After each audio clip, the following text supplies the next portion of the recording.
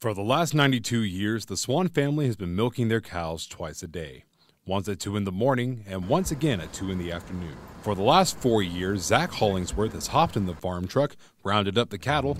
Yeah, essentially all you gotta do is honk your horn and they know it's time to go to the barn. And then herded them to the milking barn for their morning milking. And this is where the fun begins.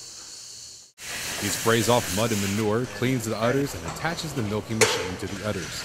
The milk is pulled through the pipes and ends up in a vat to be separated later in the morning. By 8 in the morning, the unpasteurized raw milk has been chilled and is then separated from the cream. Each is then bottled and stored in a walk-in refrigerator and sold separately to the customers. But why drink raw milk? I talked to one customer and she explained to me that it has health benefits.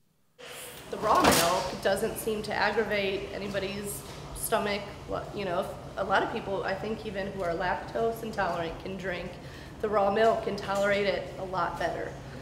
Plus it tastes a lot better. The milk that wasn't bottled up and sold to customers ends up stored in a vat. It then has cultures added to it so that it ferments and then gets cooked. After cooking, Diane tests the curd to see if it is ready.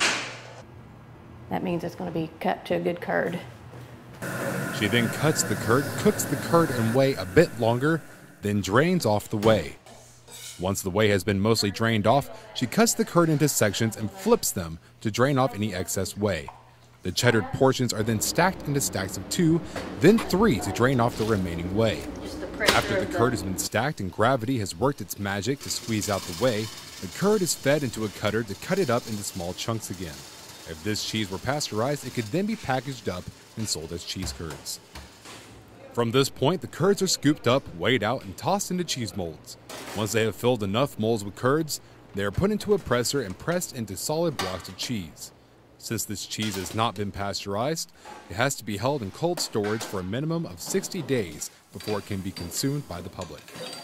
After all is said and done, the cheese is packaged up and sold to the public. So next time you're in Tulsa, keep on moving down I-44 to exit 255 and come have a little taste of Oklahoma history. Tyler Jones, OU Nightly.